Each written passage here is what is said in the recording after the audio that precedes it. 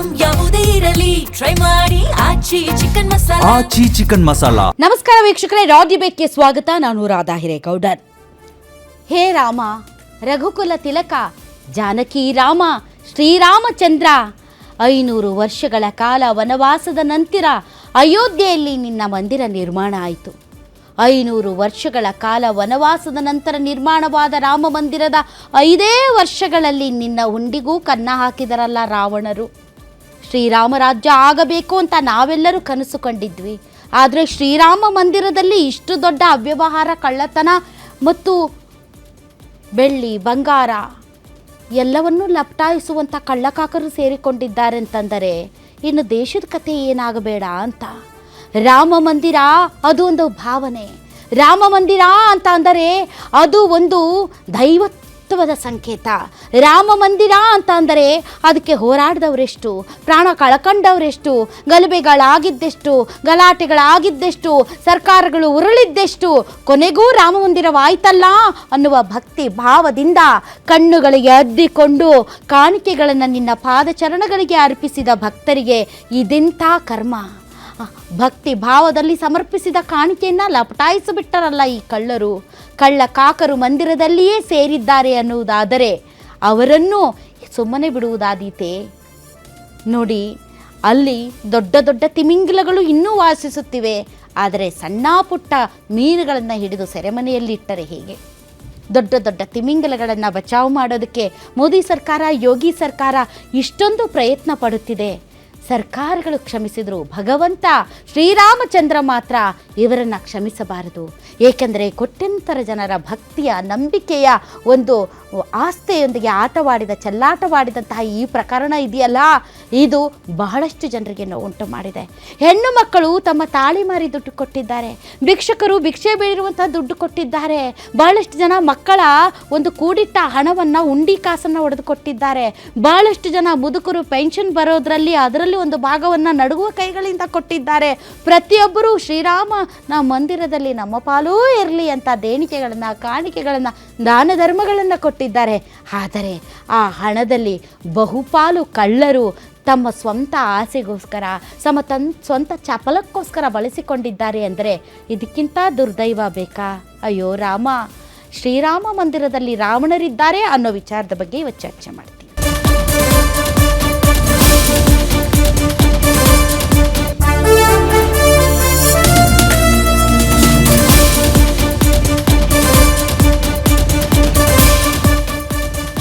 ಮರ್ಯಾದಾ ಪುರುಷನ ಮಾನ ಹರಾಜು ಹಾಕಿದ್ರ ಮಾನಗೇಡಿಗಳು. ಶ್ರೀರಾಮ ಮಂದಿರದಲ್ಲಿ ರಾವಣರನ್ನ ನೇಮಕ ಮಾಡಿತ್ತಾ ಟ್ರಸ್ಟ್. ಶತಮಾನಗಳ ಹೋರಾಟದ ಫಲ ಈ ದೇಗುಲದಲ್ಲಿ ಇದೆಂಥ ಅಕ್ರಮ. ಕಂತೆ ನೋಟು, ಚಿನ್ನ, ಬೆಳ್ಳಿಯ ಇಟ್ಟಿಗೆಗಳೇ ಲೂಟಿ ಮಾಡಿದವ್ರು ಯಾರು? ಯೋಗಿ ನಾಡಲ್ಲಿ ಹಿಂದೂಗಳ ಹೃದಯಕ್ಕೆ ಚೂರಿ ಹಾಕಿದ್ಯಾರು? ಅಯ್ಯೋ ರಾಮ ಅಂತಿದ್ದಾರೆ ಭಕ್ತರು. ಹಗರಣ ನೋಡಿ ಶಾಕ್ ಆಗಿದ್ದಾರೆ ಖಾಕಿಗಳು. ಯೋಗಿ ಸರ್ಕಾರಕ್ಕೆ ಕಳಂಕ, ಮೋದಿ ಘನತೆಗೂ ಧಕ್ಕೆ ತಂದ್ರ ಖದೀಮರು.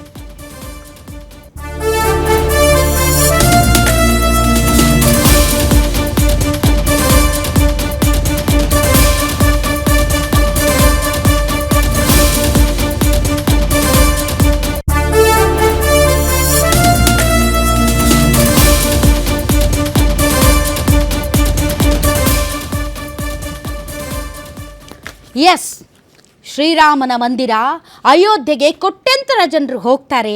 ಅಲ್ಲಿ ರಾಮ್ಲಲ್ಲಾ ಮೂರ್ತಿಗೆ ನಮಸ್ಕರಿಸಿ ದೇಣಿಗೆಗಳನ್ನು ಒಪ್ಪಿಸಿ ಬರ್ತಾರೆ.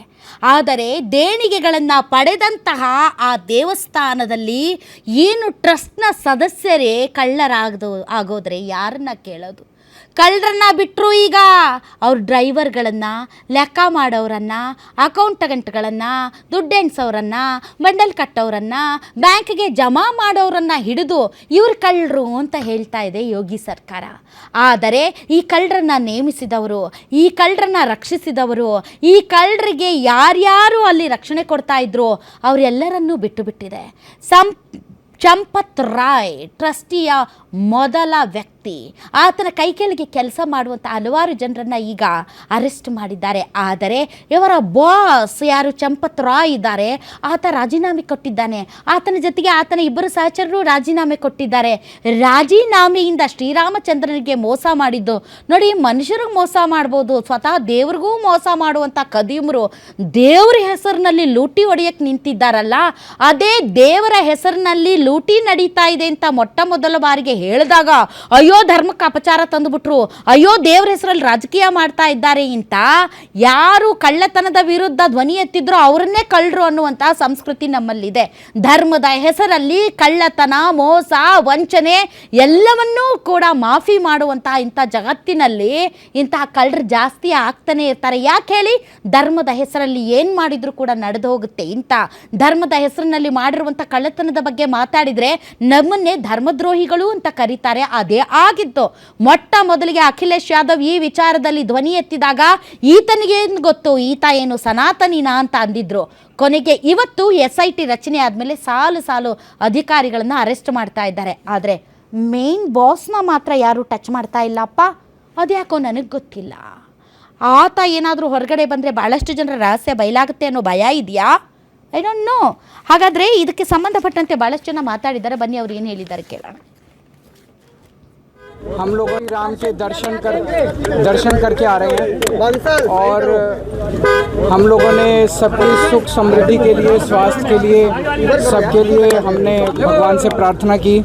और जो इतना बड़ा घोटाला हो गया यहाँ पे, भगवान राम के जो चढ़ावे की चोरी हो गई और इतने सारे सोने चांदी के आभूषण और सब चोरी हो गया। हमने भगवान से प्रार्थना की कि जो भी लोगों ने इस तरह से महापाप किया है उन्हें भगवान कठोर से कठोर दंड दें। FIR दर्ज हो गया, 8 लोग 4 बजे बात करेंगे ना। FIR जो हुई है वो केवल एक दिखावा है, एक छलावा है। 8 छोटे छोटे कर्मचारियों को गिरफ्तार किया गया है। इतने दिनों से जो घोटाला चल रहा था, जाहिर तौर पे इतने दिनों से घोटाला कोई छोटे छोटे कर्मचारी नहीं कर रहे थे। इसके तार बहुत ऊपर तक जुड़े हुए हैं। बड़े लोगों को बचाने की कोशिश। मैं 19 जून को अयोध्या के दौरे पे था।